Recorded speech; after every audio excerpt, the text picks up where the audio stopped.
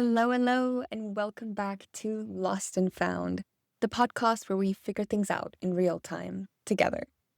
Tonight, I am talking to you from Delhi. I arrived this morning on an overnight bus. That was probably the nearest near-death experience that I've ever had in my whole life. The driver was speeding all night, like crazy, overtaking people, just honking, and I don't mind speed. I grew up driving four-wheelers on the farm, so if you know me, you know I don't mind speed, but wow, last night was something else. I was laying down in my little cabin bunk bed thing, where it's a sleeper bus, so you're sleeping and my curtain is drawn. And it just feels like we're speeding around these corners so hectically that the bus is going to tip over. And at one point, I went up to the driver and in English, I tried to explain to him, like, is there any way you can slow down? This is so wild to me. And he just laughed at me and he's like, kind of motion that he doesn't understand. And I show him my beating heart and I'm kind of miming his driving and he starts laughing at me. He's like, yeah, okay, don't worry. And I go back to bed and he just speeds up more. So I guess that's what I get for trying to be careful. But I made it. I'm staying in a really nice area. It's so green and lush and I'm close to, I think, most of the big temples. I'm not sure. Spent the day at this lovely cafe working and yeah, I'm gonna miss Udaipur. I spent a month there. They call it the city of lakes and it was so peaceful. And I think Delhi is definitely not as peaceful, but I'm loving it so far. It is something different and I'm ready for something different. That's the part of solo travel that really gets to me, the goodbyes. But the good thing is they're always mixed with the exciting new beginnings, the hello. So this is a new hello for me. So I'm talking to you from Delhi. And this kind of weaves into the conversation of today because a question I get so much is how do you travel long term? How do you afford to? And a lot of people do not realize that you can stretch a little bit of savings for a really long time if you know how to do it. And I want to teach you today how to travel for free, or basically for free. And side note, everything we're talking about right now is based on a chapter from my book that just got released.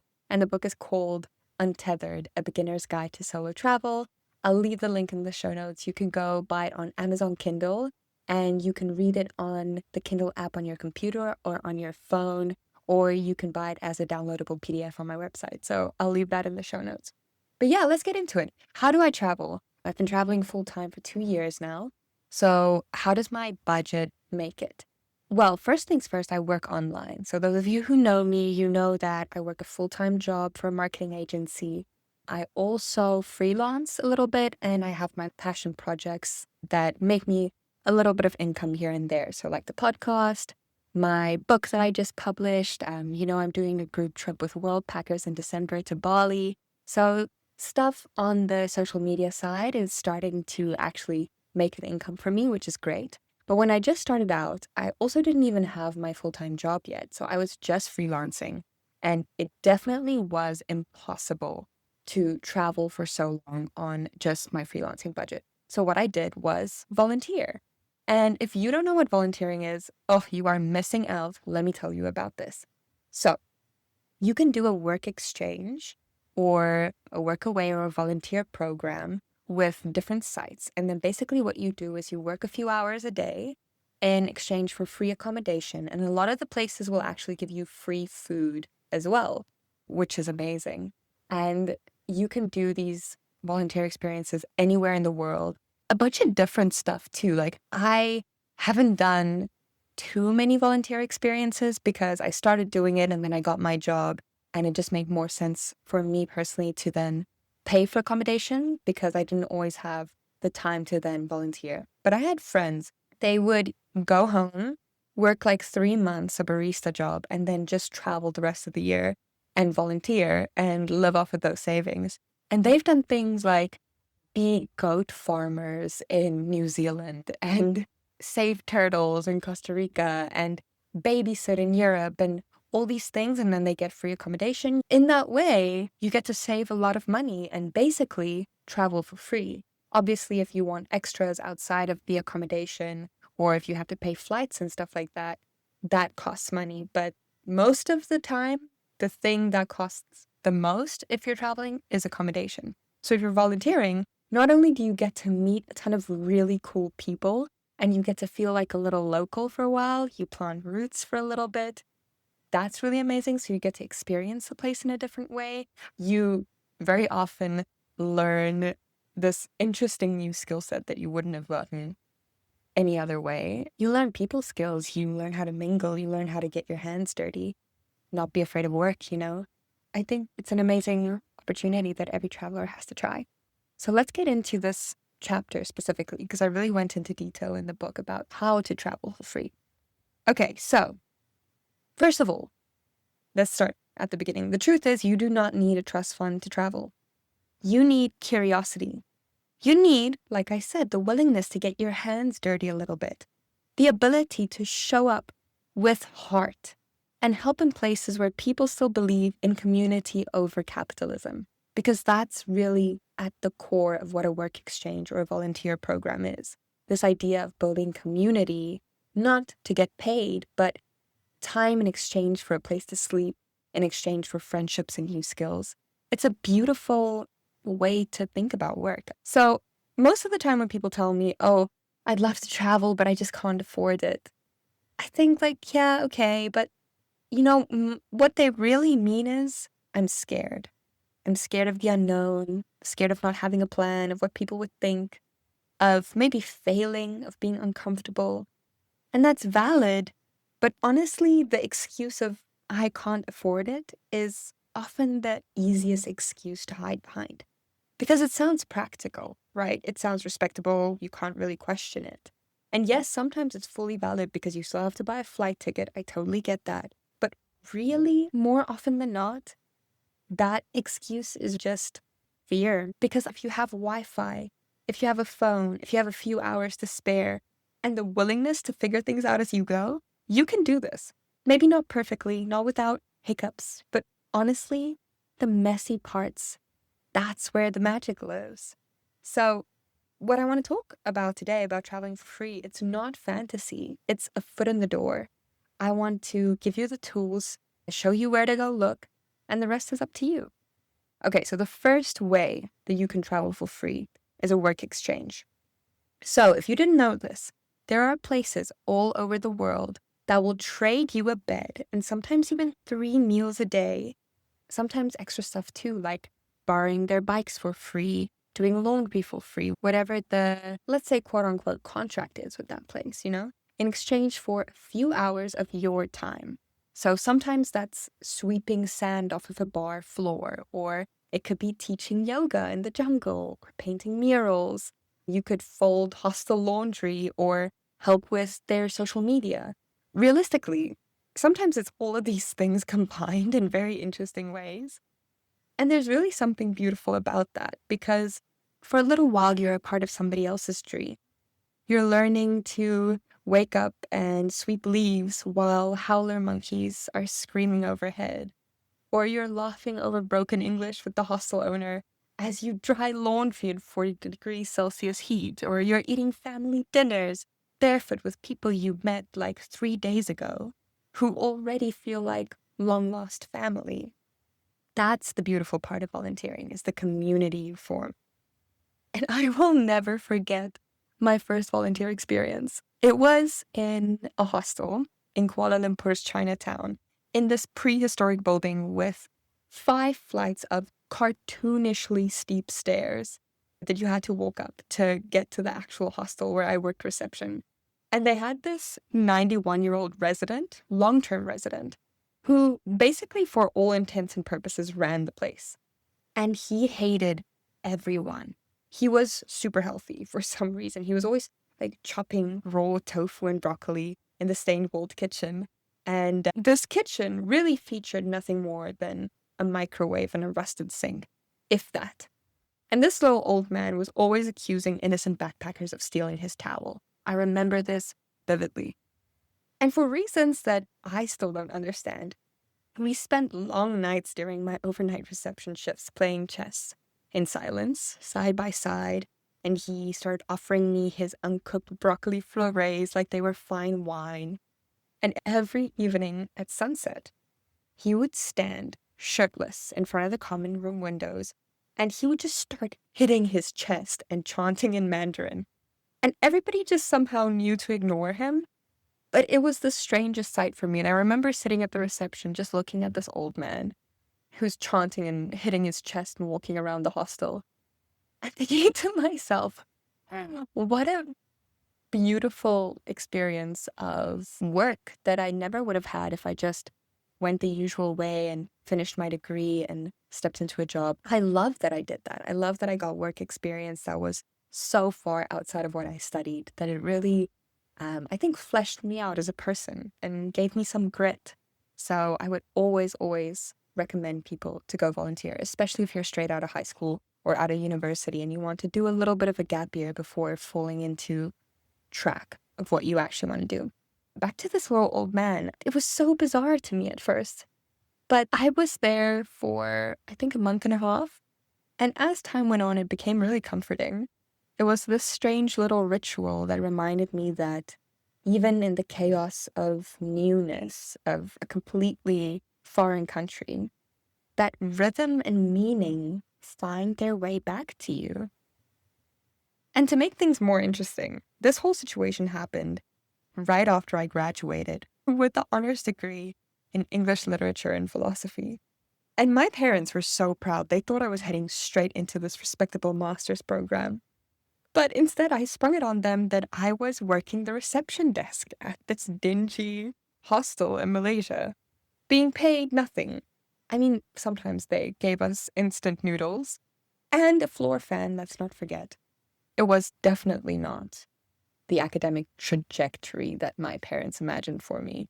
Nor was it, I guess, something that I imagined for myself when I was growing up, because really, we don't know about these things. And we don't know how enriching they can be until you actually try or you speak to someone who has done it. But yeah, I knew that when I finished my degree, something deep in my gut was telling me to do something, have an experience that is so far outside of my comfort zone so that I could learn things that a degree won't be able to teach me. That was my first experience. So since then, I volunteered in a jungle hostel in Costa Rica. I was scrubbing bathrooms. I taught English to snotty little kids in Malaysia. I lended a hand on a permaculture farm in rural Nicaragua. And there, the only rules were, smile and don't eat the mushrooms. So, disclaimer, none of these volunteer opportunities were glamorous, but they were all so worth it, and they all really changed me. I would definitely tell anybody to do this, even if you've already worked a bunch of years and you just want to find yourself or regain some sense of what real life is like, especially if you're in academia. I remember leaving my 4th year after having graduated. And I love academia. I love studying and literature and philosophy. It has my heart. And I'm definitely going to do my master's degree. But I remember leaving there and feeling very in my head. Everything we did was, mind stuff. We were reading, we were writing, we were thinking things through, having these highbrow conversations. And I love it. It's absolutely my passion. But I also really loved having to just get your hands dirty, sweeping the floors, scrubbing the bathrooms, making beds. I loved my volunteer experience in Costa Rica. The owner of the hostel was this little Argentinian man. He was bald. He was always walking around shirtless and smiling at everybody and chatting away. And no matter what you told him, it was always, no problem. That was, I think, the only English he could speak, really. And we were drinking mate every night. It just feels like family once you get into these volunteer experiences, because you have other young people from all over the world who are also craving something different. And you end up at the same place, sometimes in the middle of nowhere, and you really share a unique memory, a unique experience. Okay, the question is, how do you do it? The app that I always used was Worldpackers, of course. They're the biggest, definitely the most trusted. You pay like $50 a year for a membership, and then you get unlimited access to this wild variety of volunteer opportunities all over the world. I mean, it's everything from eco lodges in Costa Rica to surf camps in Portugal, and you'll find stuff that really feeds your soul and your belly sometimes. And I'm also doing my group trip with Worldpackers. If you've been following along on my social media, you'll know that my group trip is also part volunteer experience. We'll be going to Bali and we'll do a marine ecology certification along with a open water diving license. But while we do this, we'll be helping with sea life conservation and we'll be doing dives to monitor manta rays and sea turtles. I think it's going to be something really special. I'll leave the link in the show notes if you want to check that out and find out more about what the pricing is and everything for that.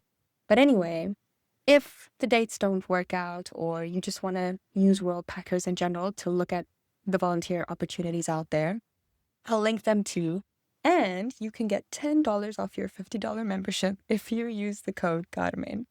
The second one, not as popular as Worldpackers, but also really big, is Workaway. They're a classic. They have tons of options from hostels to homestays, language exchanges. You can work on a farm, in animal shelters. But the thing with them is it's kind of a free for all. So always read the fine print. I think Worldpackers is really good at vetting the hosts. So if you volunteer at a place, you can leave a review for the host and the host can also leave a review for you, which makes it really safe. And you can trust that the hosts on Worldpackers are well vetted. Another one is WWOOF, WWOOF, and this is all about organic farming specifically. So it's good for the earthy types if you want to get your hands dirty, live slow, learn about sustainability, and reconnect with nature. Then you get HelpX. So they're like Workaway, but I think a bit more old school in design. You'll see if you go look at the website. It just feels very 2005, but it's still packed with gems. So if you're willing to dig a little bit, go look at HelpX. And then another classic that I personally have never used before, but I really want to get into it because I have so many people that tell me that this is great, especially for digital nomads and if you're working online. And it's called TrustedHousesitters. So basically the idea is that you go look after someone's house, and more often than not, that includes looking after a pet, and you get to stay in that house for free. But the thing is, you'll need to create a very detailed profile and collect a few references to start, because obviously these people are inviting you into their homes, and you're going to be staying there while they're not there. So the vetting process is a bit more serious. But once you're in and you have those few reviews, it's a gold mine, especially for slow travelers and digital nomads who want to really live somewhere for a while without spending a cent on rent. So that's amazing. And those are the top few ones. And like I said, personally, I've used Worldpackers so much. And I think that is for younger people. You want to meet new people. You want to have very unique, interesting experiences. And then trusted house sitters, obviously you can imagine you're in a new country, you're house sitting for someone. So it doesn't always allow for a lot of social interaction or meeting new people easily or organically. So I think that might be for people who work a bit more. If you're a bit older, you're not that much into the social scene, or the thought of scrubbing hostel toilets is like not your thing, then maybe try trusted house sitters. But also just a disclaimer, not all volunteer experiences at hostels include cleaning. A lot of them just want somebody at reception. Some people are looking for someone who can just do social media. Other people are looking for someone who can help in the kitchen. So it's really in the description, and you can go through everything that looks interesting and really pick and choose what sounds nice for you and apply from there. Pro tip, read the reviews and of course trust your gut. One of the best things about platforms like Worldpackers is that both the hosts and the volunteers are reviewed. So that means that every single opportunity on there has likely been vetted by somebody who has already done it. And hosts also have to maintain good ratings so that they can stay active on the platforms. So this adds a layer of security. But nevertheless, trust your instincts. If anything feels off, it's not worth it. Like, you don't owe anyone your comfort. No matter how dreamy the location or how cute the baby goats are, your safety comes first. Not that this has ever been an issue for me or anyone I know, but if you do feel that something's off, remember that you can walk away at any time. You're not signing a contract. Yes, some of these places say stay a minimum of 2 weeks. That's more just to make sure that people don't just come and go and they constantly have to find fresh applicants. But nothing is set in stone. You don't sign a contract. So really, you can come and go as you please, as long as you're being respectful and open about your plans. Now, another pro tip is if you find a place that's maybe off the grid, or you are staying in a hostel that's really nice and you could see yourself staying there long term, you could literally just ask. Some of my favorite experiences that I've had volunteering, I've just DM'd the hostel and I introduced myself and I asked them, hey, do you need volunteers? And they look at your profile, which is already a good portrayal of you, and they can say yes or no. Or you could email places that look interesting. So sometimes places are so far off the grid that it's not worth it for them to get listed on Worldpackers or Workaway, but they would always be open to more help. Sometimes you walk by places and you see a flyer in the window asking for help.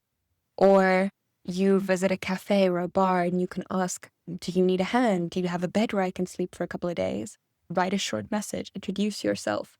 Tell them what you can do. Is it social media, reception work, cleaning, cooking, yoga classes, anything? And ask if they would be open for a work exchange. It doesn't have to be perfect. You just have to come from a genuine place. And you really would be surprised how far a thoughtful message like that and some initiative will go. So that's the first way that you could travel for free, doing work exchanges.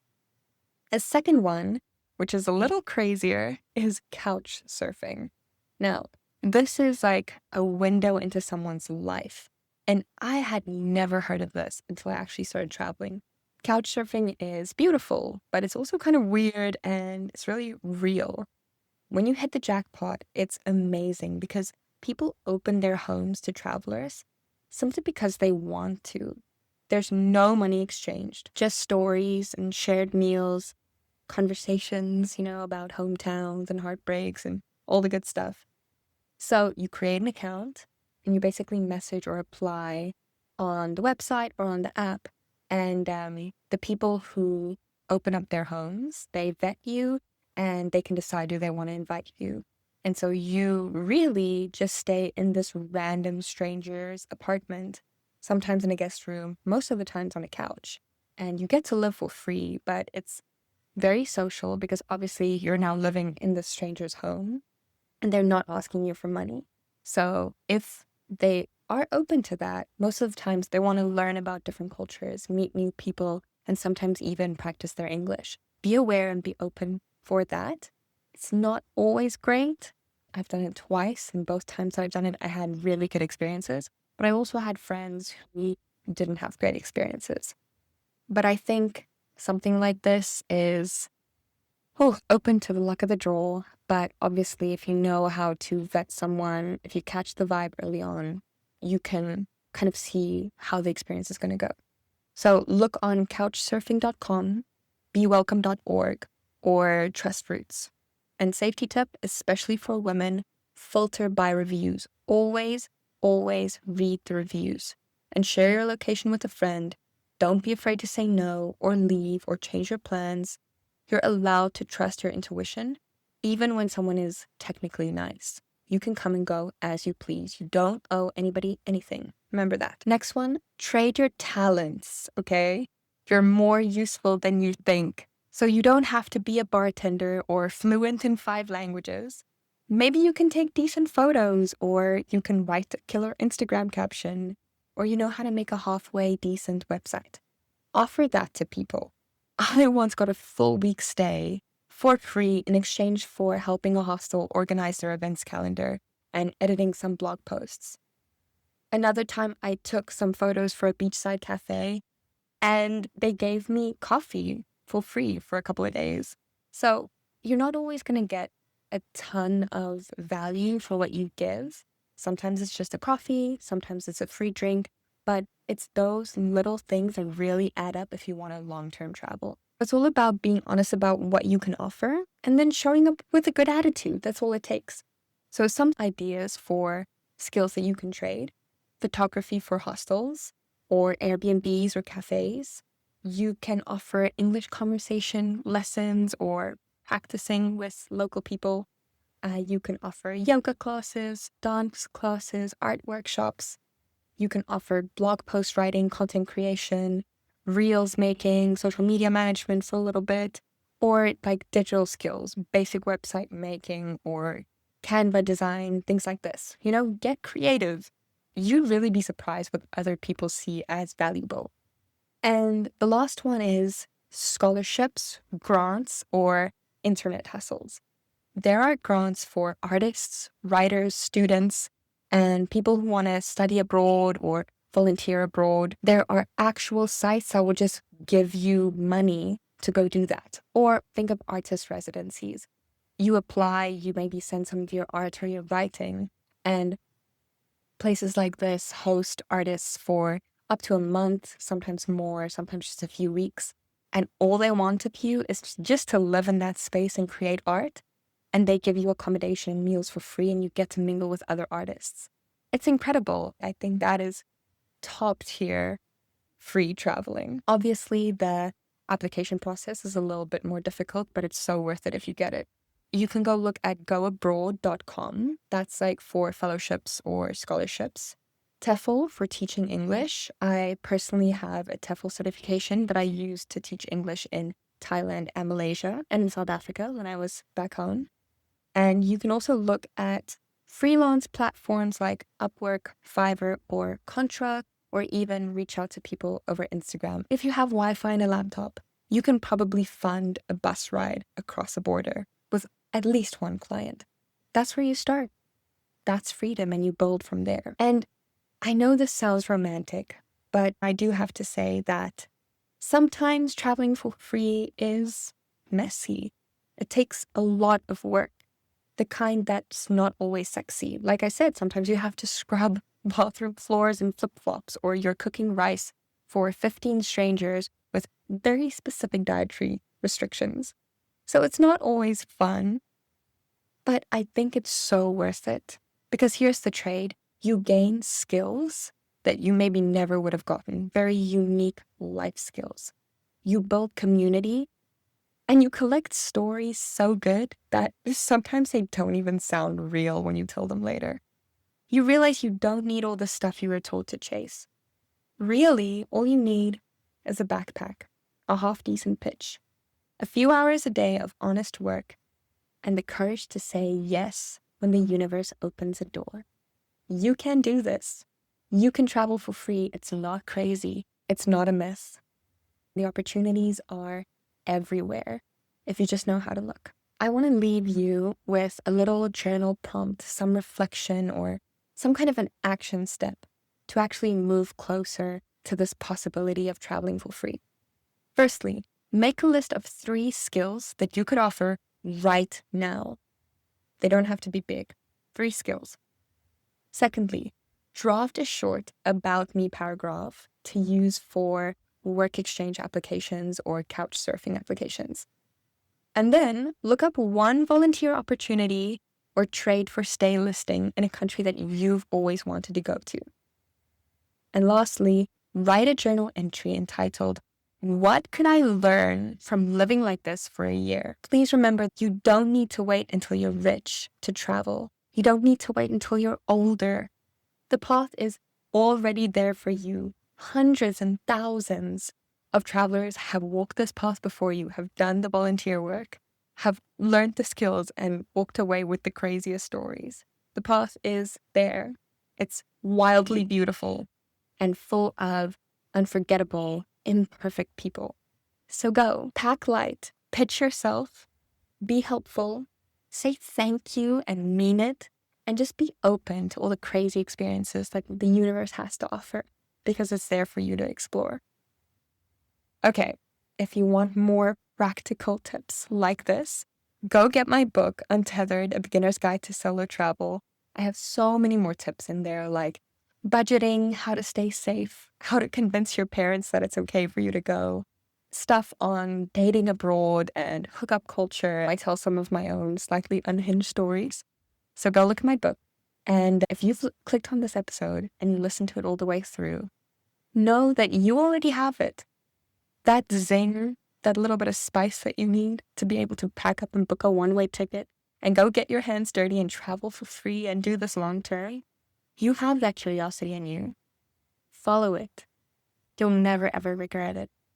I wish you all the best. I know this can be scary if you're just starting to look into it, but trust me, you are so much braver than you think you are.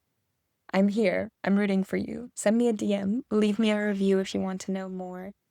I'm about to go find myself some really nice paneer butter masala in the streets of Delhi. Wish me luck. I'll catch you next week. And remember, don't be afraid to get a little bit lost along the way. That's where the magic finds you. Till next time.